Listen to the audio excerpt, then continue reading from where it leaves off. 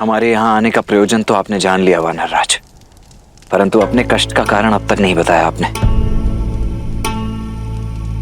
आप इस पर्वत की ओट में क्यों छिपे हैं? और आपसे आपका राज्य, आपकी पत्नी कैसे छिन गए? राजपाट की ना तो मुझे कभी चाह थी और ना ही कभी आशा। मैं तो अपने भाई किष्किंधा नरेश बाली की छत्र छाया में ही प्रसन्न था। अपनी पत्नी रुमा के साथ सुखी था मैं वहां। फिर एक दिन मायावी नामक एक राक्षस ने बाली को युद्ध की चुनौती दी और इस बात से बाली के अभिमान को ठेस पहुंच गई। बाली को वरदान प्राप्त था कि जो उससे युद्ध करेगा उसका आधा बल बाली में आ जाएगा। परंतु मायावी और बाली के युद्ध ने मेरा पूरा बल ही छीन लिया, मेरा पूरा जीवन ही बदल दिया। बाले! बाले! कहाँ छुपने बना है कायर? लड़ मुझसे! युद्ध कर! आज तेरा बल धराशायी होगा! बाहर निकल!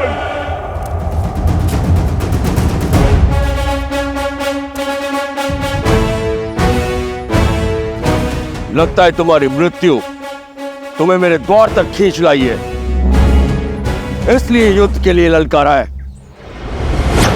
भागता कहां है कायर? रुक!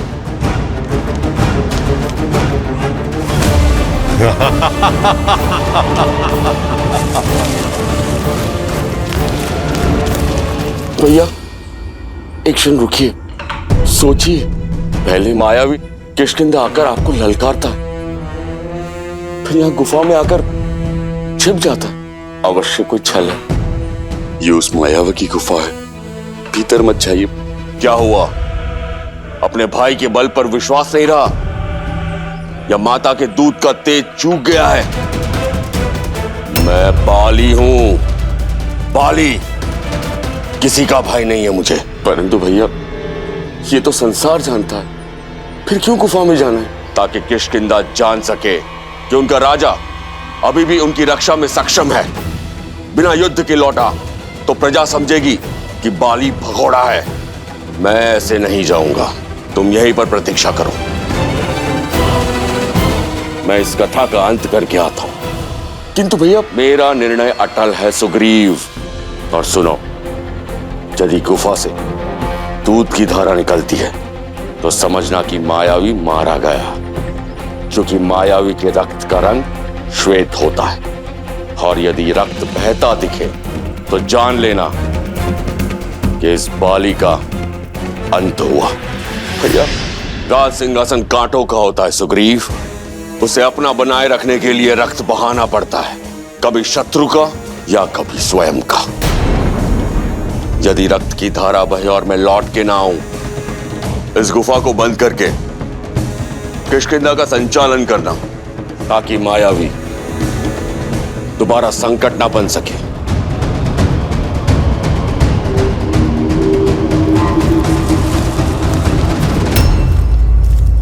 प्रहार से दिन बीते, दिन सप्ताह में बदले और सप्ताह महीनों में। मैं मन में आस लिए 1 वर्ष गुफा के बाहर बैठा रहा मैं, किंतु ना तो मायावी बाहर आया और ना ही बाली। फिर एक दिन रक्त की धारा बाहर आई।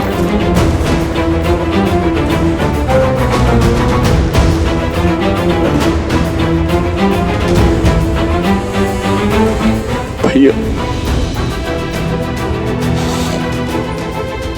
बाकी भैया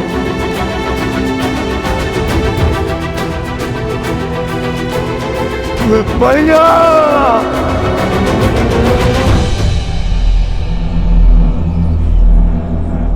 रक्त की धारा देख मुझे लगा मेरा भाई मर गया। किसी भांति अपने आंसू रोक किष्किंधा की सुरक्षा का दायित्व उठाने चल पड़ा।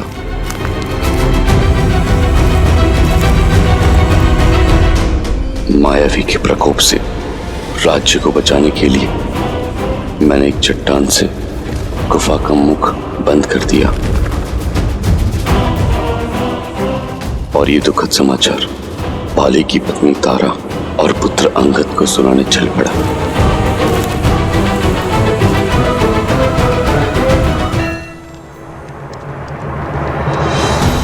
अपने भाई को मृत मान मैं वानर नियम निभाने लगा। उसका राज्य किष्किंधा, उसकी पत्नी तारा और पुत्र अंगद को सहस्त्र अपना लिया। फिर एक दिन सब कुछ बदल गया। बाली गुफा से बाहर निकल आया। वो रक्त की धारा बाली की नहीं, वो मायावी की माया थी। बाली मुझे ही नहीं समझा। वो मुझ पर उस गुफा में बंद करने का आरोप लगाने लगा और उसी के दंड स्वरूप मुझे राज्य से निष्कासित कर मेरी पत्नी को बलपूर्वक बंदी बना लिया। आज से तुम मेरी पत्नी हो।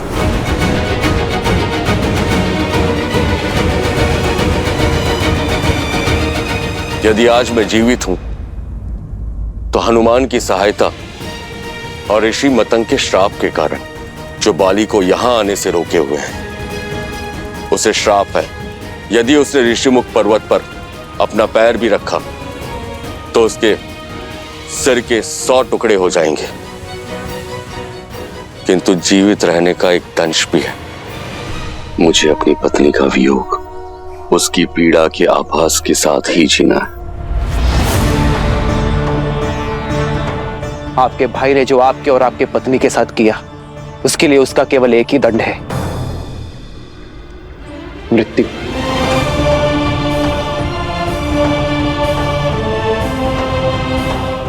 आपका बड़ा भाई आपकी पत्नी के पिता समान है और बाली के कृत्य से नारी की गरिमा तार तार हुई है और ऐसे अधर्मी को जीवित रहने का कोई अधिकार नहीं है। उचित कहा भैया, बाली को उसके पापों का दंड अवश्य मिलना ही चाहिए। परंतु कैसे? महाबली है वो, मुझ में उनसे लड़ने का सामर्थ्य नहीं है। और कोई भी लड़े, जो उसके समक्ष जाएगा उसका बल आधा हो जाएगा। महाराज सुग्रीव, आप मन से भय को निकाल फेंकिए। जब नौका समक्ष है तो जलधारा अवश्य पार होगी, क्योंकि मेरे प्रभु श्री राम आ गए हैं, जिनके स्पर्श से पत्थर में भी प्राण खिल जाए। महाराज सुग्रीव, वो अवश्य ही कोई मार्ग निकालेंगे। नियति ने आप दोनों को किसी उद्देश्य से ही मिलाया है। यदि आप प्रभु श्री राम से संधि कर लें तो आप में बल भी आ जाएगा और सामर्थ्य भी। हनुमान, संधि के अपने कुछ नियम होते हैं। वो या तो दो राज्यों के बीच होता है या दो राजाओं के बीच होती है, किंतु यहाँ ना राम के पास कोई राज्य है ना ही तुम्हारे पास, तो ये संधि किस आधार पर होगी? स्वामी, आपने सुना अंगद क्या सूचना लेकर आया है?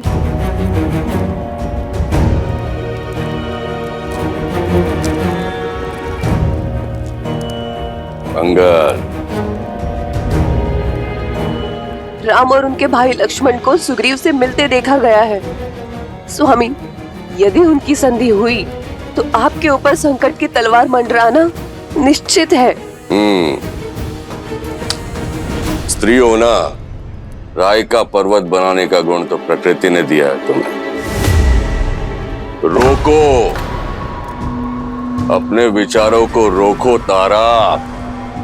महाबली हूं मैं, इस ब्रह्मांड का सबसे शक्तिशाली जीव हूं मैं। और तुम कहती हो कि मुझे सुग्रीव से संकट है, जो मुझसे भयभीत होकर ऋषिमुख पर्वत पर जाकर छुपा है। मुझे उन वनवासियों से क्या संकट जो स्वयं अपने राज्य से निष्कासित कर दिए गए हैं, जिनके पैरों में कांटों से बचने के लिए पादुकाएं नहीं है, वो मेरे मार्ग का कांटा क्या बनेंगे?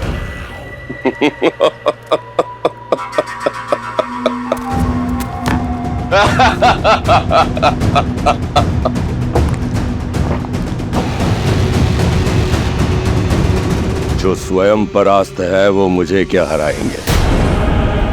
संधि राजाओं में होती है, राज्यों में होती है, भिक्षुकों में नहीं। एक किष्किंधा से खदेड़ा हुआ भगोड़ा और दूसरा अयोध्या से निष्कासित किया हुआ वनवासी। उसके पास ना तो कोई राज्य है और ना राजा कहने वाली प्रजा। क्या बिगाड़ेगी उसकी संधि मेरा?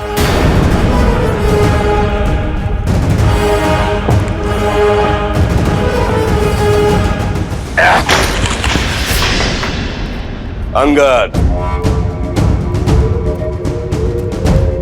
पुत्र अंगद, उचित अनुचित का निर्णय बल से होता है। यही युद्ध नीति है और यही राजनीति।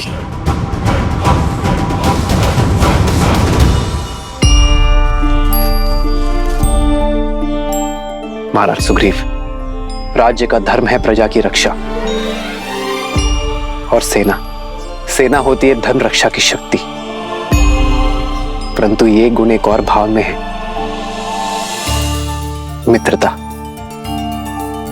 मित्रता का तो धर्म है संसार की रक्षा करना, और मित्रता से बड़ी कोई शक्ति नहीं होती है मित्र। इसीलिए इस संधि की नींव हम अपनी मित्रता पर रखेंगे।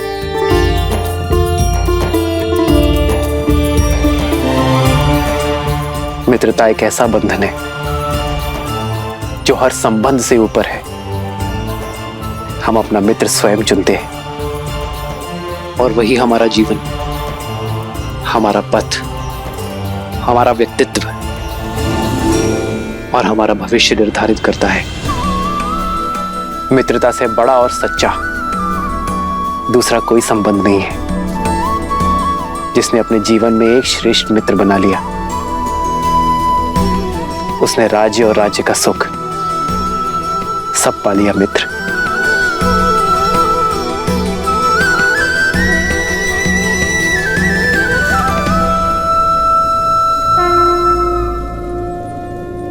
मैं महाराज दशरथ का पुत्र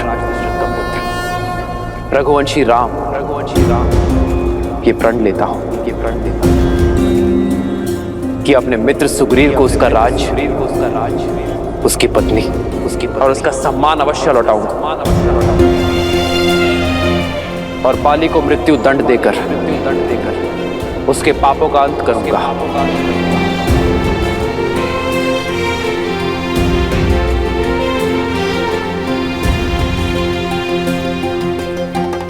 और इसके बदले ना ही मुझे सुग्रीव से कोई आशा है और ना ही कोई मांग।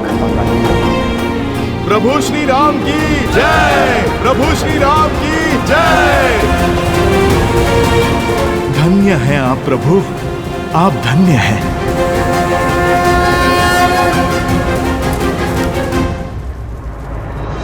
मैं सुग्रीव ये प्रण लेता हूं कि मैं श्री राम की मित्रता का मान रखूंगा। श्री राम को देवी सीता तक पहुंचने के लिए आकाश पाताल एक कर दूंगा। देवी सीता को रावण के चंगुल से मुक्त कराने के लिए अपना सारा बल और ज्ञान अर्पित कर दूंगा।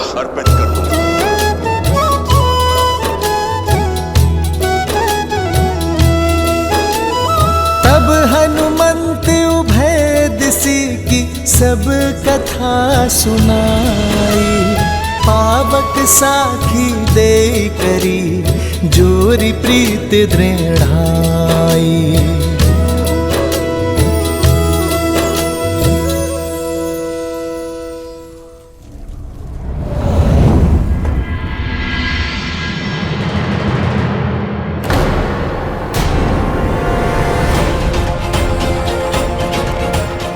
ये क्या हुआ? ये लंकेश के पास से सुरक्षित कैसे आ गई? क्या रहस्य हो सकता है इसका? इस कक्ष में जाने वाला और महाबली लंकेश के साथ शास्त्रार्थ करने वाला कभी सर उठा के वापस नहीं आया, और तुम हमें अनदेखा मत करो सीता, हमारे प्रश्नों का उत्तर दो।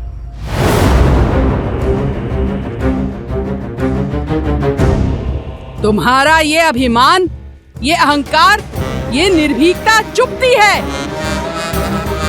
त्रिजटा, जैसे इसको छूते ही हमारे हाथ जल गए थे, वैसे ही हम आज इसके साथ इसके अभिमान को स्वाहा कर देते हैं।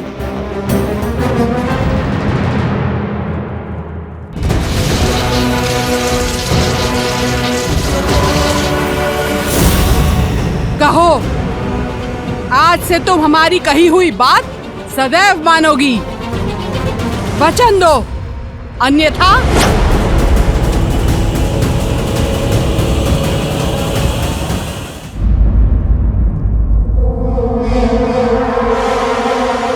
ये क्या हो रहा है यहाँ?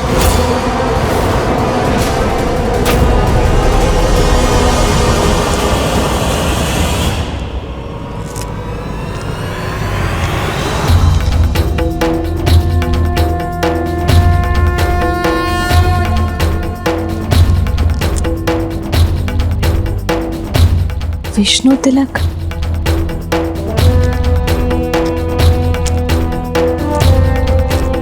यह धर्म करने का दुस्साहस कैसे किया तुम दोनों ने? लंका के आतिथ्य को बुलाकर लंकेश के अतिथि के साथ ऐसा दुराचार! जाकर बताओ मैं लंकेश को। इनकी देखभाल की आज्ञा का निरादर कर अपनी सीमाओं को लांघ रही हो तुम दोनों। फेंको, फेंको खड़क। भूल हुई हमसे, क्षमा कर दीजिए। लंकेश से कुछ मत कहिएगा। ऐसी भूल आगे से नहीं होगी।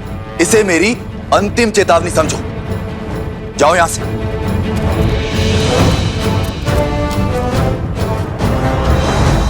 देवी,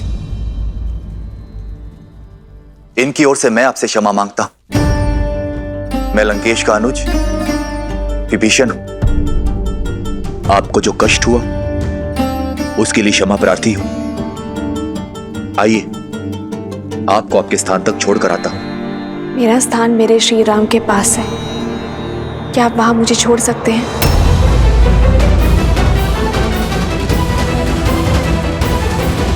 आपकी पीड़ा अब से मेरी हुई मित्र, इसलिए बिना एक पल व्यर्थ किए अपना राज और अपनी पत्नी को पुनः पाने का मार्ग प्रशस्त कीजिए।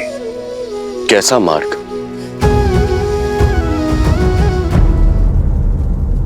अन्याय के विरुद्ध युद्ध करने का एक ही मार्ग है मित्र, द्वंद्व।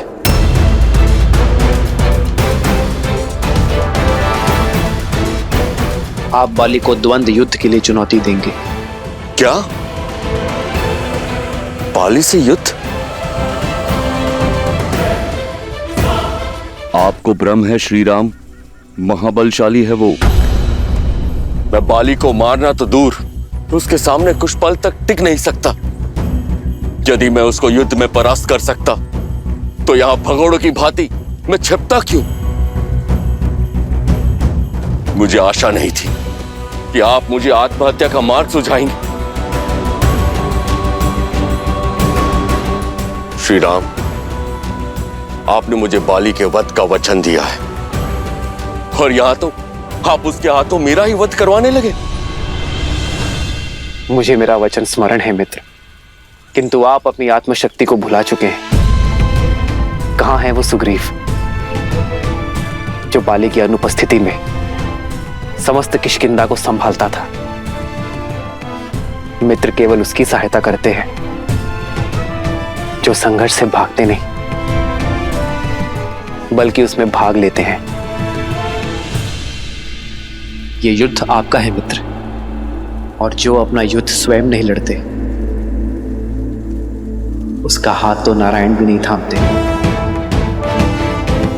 इसलिए पहला पग बढ़ाएं, बाली को युद्ध के लिए चुनौती दें और रघुकुल के वंशज के वचन का पालन उन्हीं पर छोड़ दें।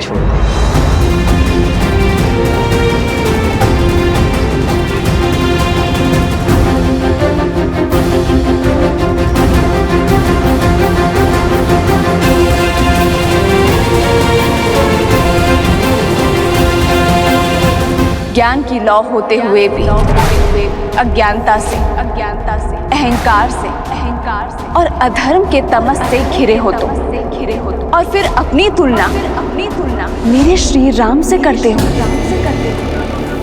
यहाँ काल तांडव करेगा रावण। लौटा दो मुझे मेरे श्री राम को। क्षमा मांग लो उनसे, वो तुम्हें जीवन दान अवश्य देंगे।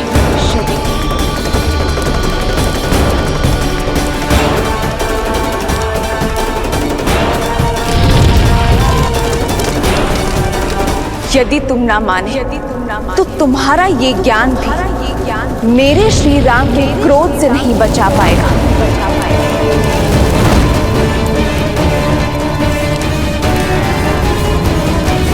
उल्टी गिनती आरंभ कर दो रावण, क्योंकि मेरे श्री राम आ रहे हैं।